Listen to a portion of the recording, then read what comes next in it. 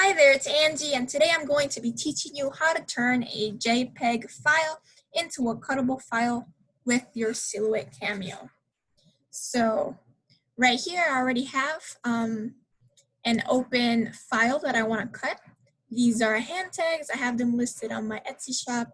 We're doing the 1-inch hand tags, and we're going to turn these into a cuttable file with my Silhouette. So if you see here, I am in Silhouette Studio, and there are no cut lines so far, and we're gonna change that, and we're gonna make sure that we have cut lines so we can print them out on our Silhouette. So right here, I'm going to the cut option on Silhouette Studio, and I'm just gonna highlight this whole thing.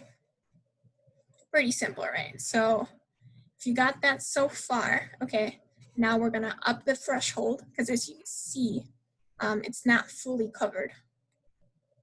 So we're gonna get that until we see all of these hand tags show up. Yep, so something that looks like this.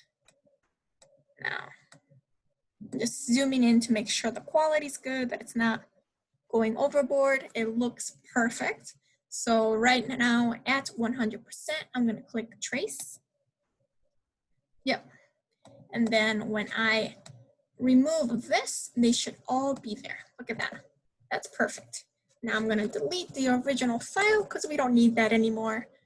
And so you can do just like this and just print it out just like it's on here.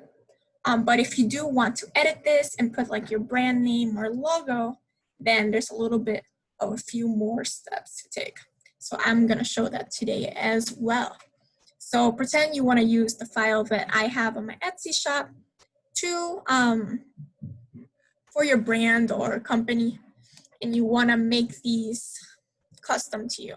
So what we're going to do here is we're going to erase these registration marks that were on the file.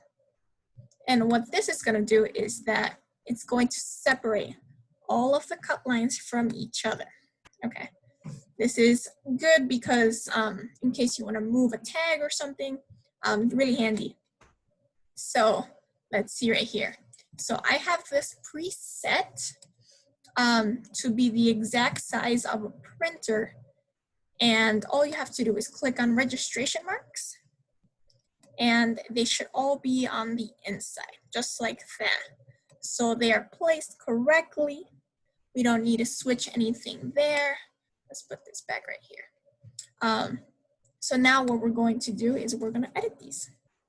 The original file had color. So if you'd like to add color to your hand tags, in case you're printing on like regular white paper, and you would like your hand tag to be red, blue, yellow, etc., you would just click on this big circle right here. And then right at the corner, there's this option. And then you click. So that's pink. And then we want to make sure that in the interest of saving ink, we're going to go to the smaller circle. If I can click on it. Let's see if I can click on it. A little tricky. See, this one's easy to click on. 1, 2, 3. Guessing is what I do. There it is. Okay. I had it. Perfect. Okay, so now we want to get that onto like a neutral color. I'm going to do white because white won't print, and that way we save just a little bit of ink. Yes, even though it's a little bit of ink, you know that in a business, every little bit counts, so you want to make sure that you do that.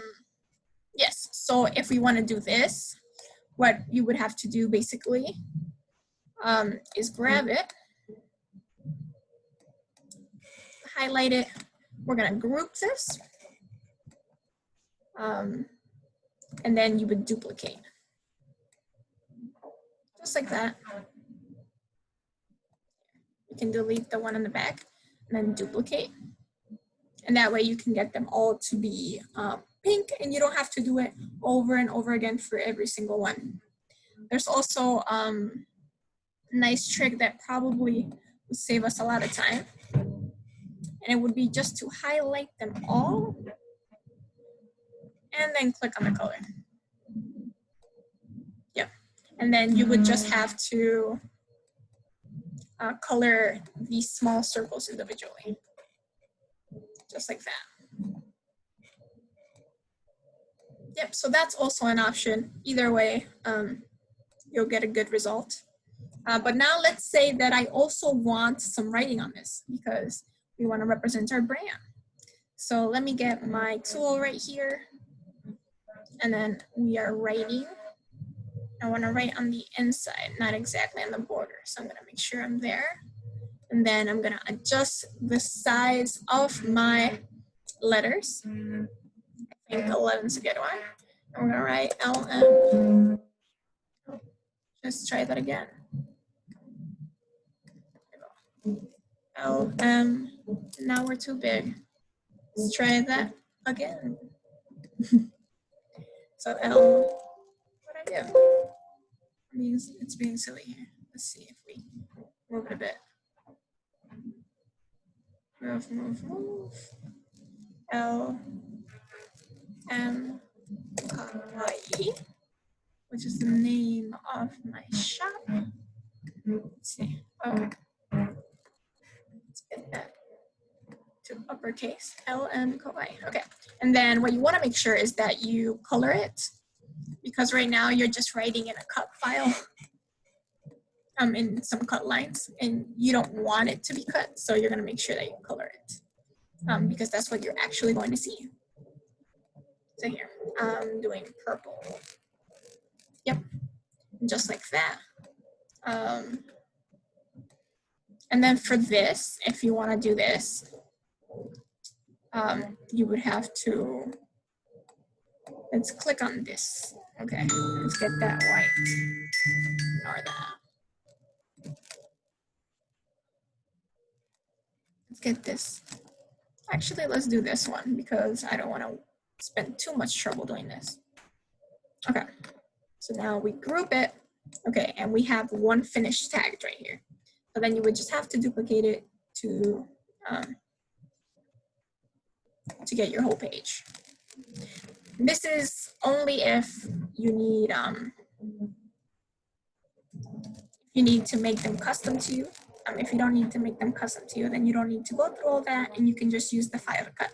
I hope this was helpful, even though you didn't see the whole ending, but that's basically how it works. If you have any questions, make sure to message me. You can message me through my Etsy shop, especially anybody who buys cut files from me. I'd be glad any day to go over the process of how to make sure that you get good cut files and that you can